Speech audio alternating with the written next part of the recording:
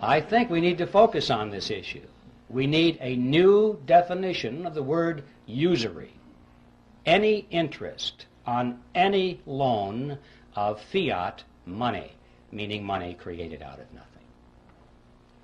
Now this example of $172,741 unearned interest on a $100,000 home is like a grain of sand in the Sahara. Look around the desert. All of the other homes of America, all the factories, all the machinery in the factories, all of the high-rise buildings, the hotels, all the airplanes, the automobiles, the farm equipment, the farm structures, everything that we have, we're looking at a similar relationship here. This is staggering. To consider the amount of money that is in this huge, wide river of wealth flowing into the banking cartel because the money was created out of nothing. It's such a wide river of wealth, you can't even think across it in your mind. It's perpetually moving into the banking cartel. This is a dead short across the productive capacity of America. This is money that should be going to the people who produce and who create, instead of being siphoned off through a scam. Think of what our standard of living could be if it weren't for this dead short across our economy.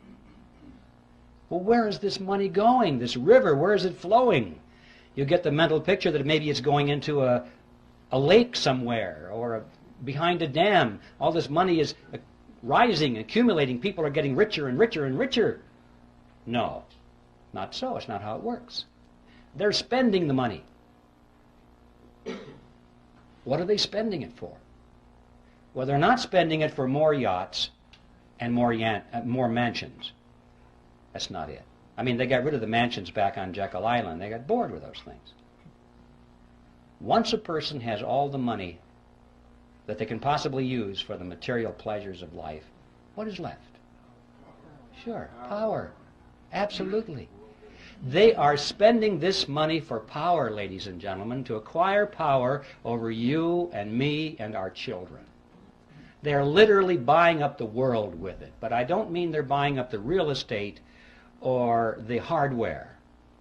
They're buying up control over people. Technically, in sociological terms, they're buying control over the power centers, which means those groups and institutions through which people live and work and follow leadership and accept information. People are always associated in groups, and they work in groups, they move in groups. And these groups have heads of them, leaders. And this money has been going for many years to acquire influence, if not control, over the leaders of these power centers in society. So they can, therefore, indirectly influence and control you and me.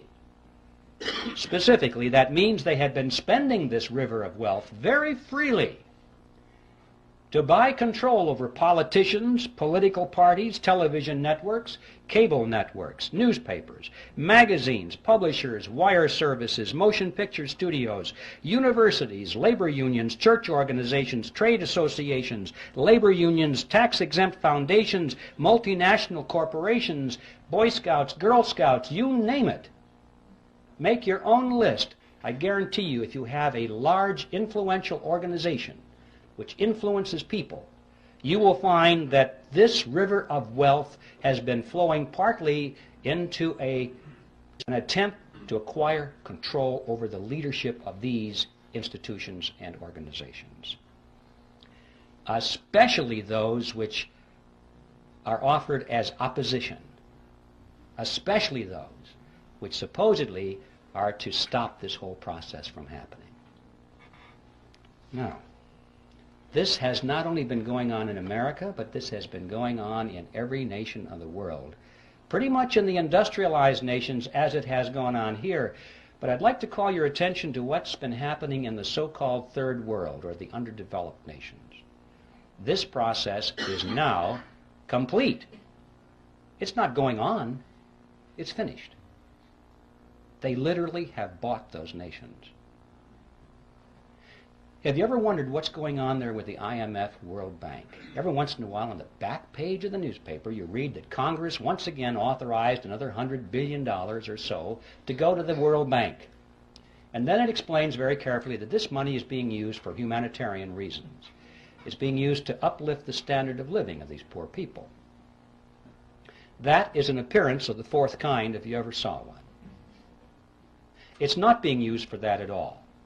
If it is, they're not doing a very good job, because after all these years, you cannot point to one of those countries which has had its standard of living raised one iota by this vast expenditure of money, because it was never designed to do that.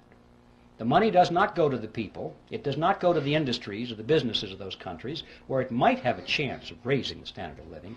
It goes to the politicians, doesn't it? It goes to the governments of those countries, and it is used specifically to perfect and strengthen the control mechanisms over their people.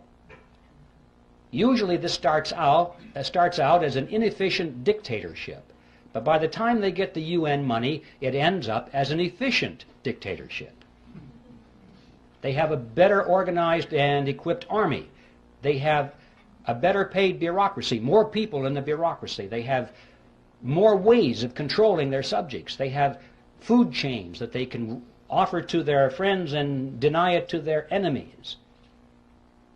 This money is used to build totalitarian systems in every country that you want to point to and analyze. You see, these people, these leaders of these countries, for the most part, couldn't care less about the standard of living of their subjects as long as they live well. They live in their mansions, have their yachts, their jet aircraft, and they go to New York and live in the Waldorf Astoria while they attend United Nations meetings. They're very happy with that. They have no ideology. Communism, socialism, fascism, capitalism, what difference does it make? Where's the money? That's it with these people. We know how welfare families in this country can be second, third generation families, and there's no hope at all of getting them off the dole because they can't imagine any other way of life. This happens at the international stage too.